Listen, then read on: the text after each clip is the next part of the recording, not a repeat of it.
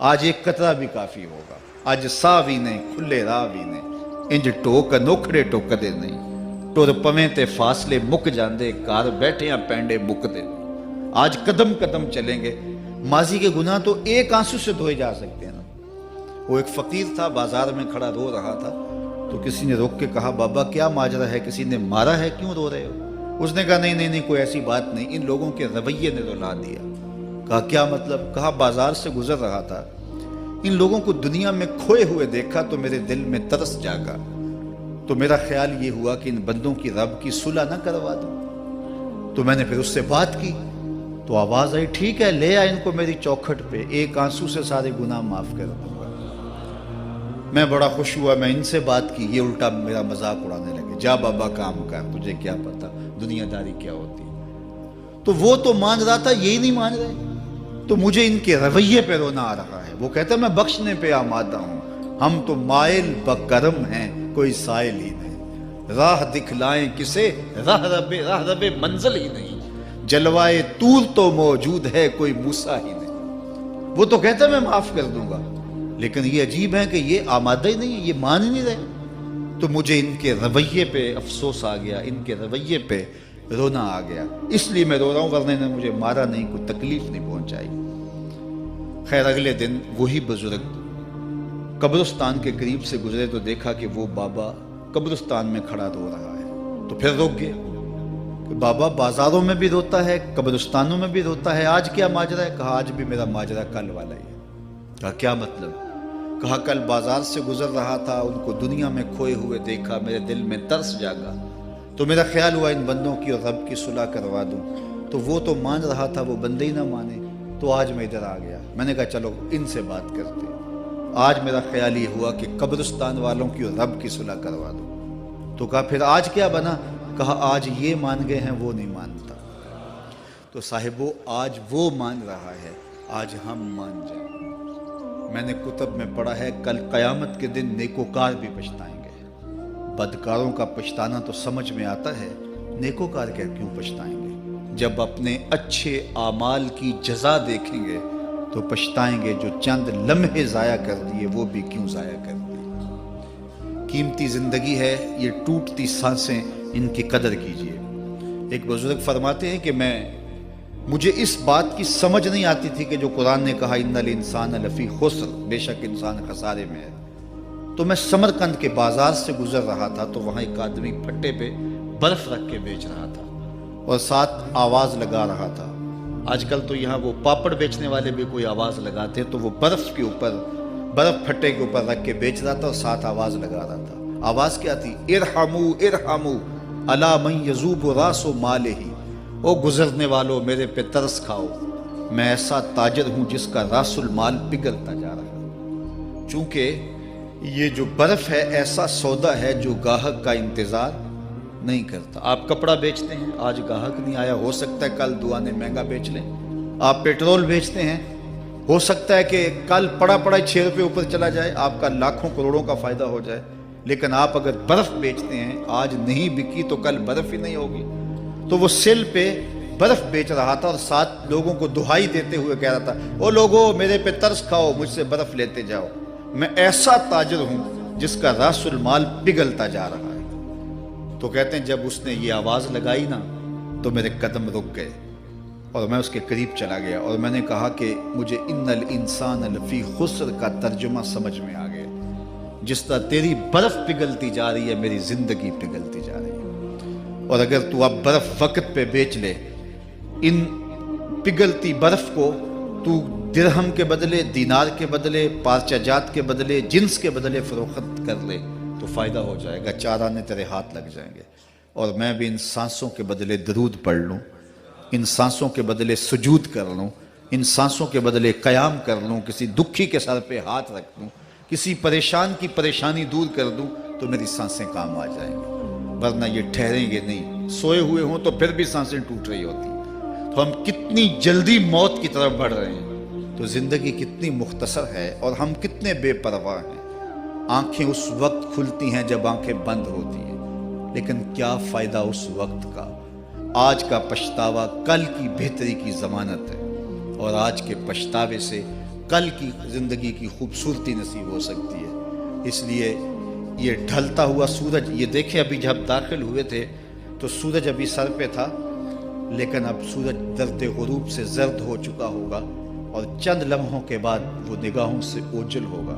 میاں صاحب بھی بولے کہ زندگی تیری جو ہے ڈوبتے سورج کی طرح ہے، ڈیگرتے دن گیا محمد اوڑک نو ڈوب جانا۔ تو یہ میں اور آپ لمحہ لمحہ موت کے قریب ہو رہے ہیں۔ اس سے قبل کہ وہ وقت آئے کوئی حجت باقی نہ رہے، مجھے اپنی زندگی کو، آپ کو اپنی زندگی کو اللہ اور اس کے رسول کی چوکھٹ پہ حاضر کر دینا ہے۔ ہمارے میزبان محترم نے کہا والدہ ماجدہ کی بابت، تو آج ان کے اصالِ ثواب کے لیے میں اور آپ جمع ہیں۔ ایک وقت ہمارے اوپر بھی آنے والا ہے کہ لوگ ہمارے لیے جمع ہو رہے ہوں گے۔ یہ وقت تو آنے والا ہے، اس کے تو چھٹکارا نہیں ہے، اس سے تو خلاصی نہیں ہے، کوئی بھاگ سکتا نہیں ہے، موت سے تو فرار نہیں ہے۔ تو آج وہ نہیں ہیں، لیکن ان کا سعادت مند بیٹا ان کی یادوں کے چراغ کو روشن کیے ہوئے ہے۔ ورنہ میں ایسے بیٹے بھی دیکھے ہیں جنہوں نے اپنی سکی ماں کا جنازہ نہیں پڑھا۔ آپ کہیں گے کوئی ایسا بد نصیب بھی ہو سکتا ہے، جنازگاہ میں گیا ہے لیکن وہاں جا کے کھڑا رہا ہے، جنازہ نہیں پڑھا۔ آپ کہیں گے کہ ایسا بد نصیب؟ میں نے کہا ایسے بد نصیب آپ نے بھی دیکھے ہوں گے۔ یہ کون سے بد نصیب ہیں؟ یہ وہ بد نصیب ہیں جنہیں جنازہ آتا نہیں، ساری زندگی لوگوں سے فراڈ کرتے ہیں، اور جب اپنی ماں مر جاتی ہے، اپنا باپ فوت ہو جاتا ہے، تو یہ فراڈ پھر وہ اپنی ماں سے بھی کرتے ہیں، اپنے باپ سے بھی کرتے ہیں۔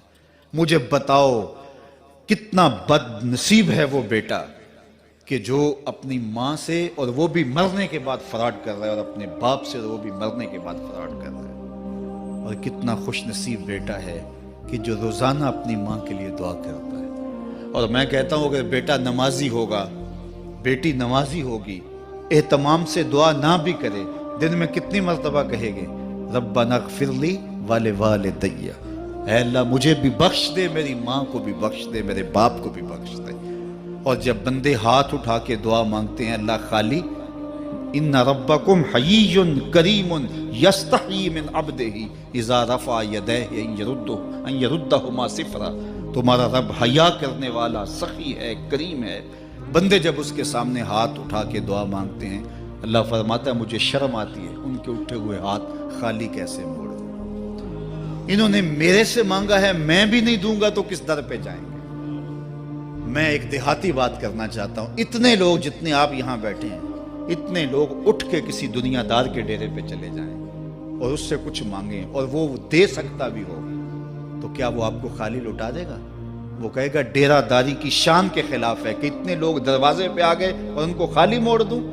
تو جب تم اتنے بڑے ڈیرہ دار ہو اور تمہیں اتنی غیرت ہے کہ اتنے لوگوں کو خالی نہیں موڑتے، تو کریم خالی موڑتے؟ آؤ تو صحیح اس کی چوکھٹ پہ جھولی پھیلاؤ تو صحیح۔ پھر دنیا داروں سے مانگنا ہو تو ان کی زبان میں مانگنا پڑتا ہے۔ اللہ سے جس زبان میں مرضی مانگو، عربی میں مانگو، اردو میں مانگو، ہندی میں مانگو، سندھی میں مانگو، اقبال کے لہجے میں مانگو، سادی کے انداز میں مانگو۔ نہیں مانگنا آتا خالی ہاتھ پھیلا دو، وہ بند لبوں کی بولیاں بھی سنتا ہے۔ آؤ تو صحیح اس کی چوکھٹ پہ، اپنے ہاتھ پھیلاؤ تو صحیح۔ دنیا داروں سے مانگے تو ناراض ہوتے ہیں، خدا سے نہ مانگو تو ناراض ہوتا ہے۔ اللہ کل ما یابو بکم ربی لولا دعاؤکم، آؤ نا اس کی چوکھٹ پہ، دستے طلب دراز کرو۔ دنیا داروں سے مانگنے کے لیے وقت چاہیے۔ اس وقت تو صاحب سوئے ہوں گے، اس وقت تو ناشتہ کر رہے ہوں گے، اس وقت تو بیوی بچوں کے ساتھ مشغول ہوں گے، لیکن اللہ سے جب بھی مانگو، پچھلے پہر کنڈی کھڑکاؤ، در رحمت کھلا پاؤ گے۔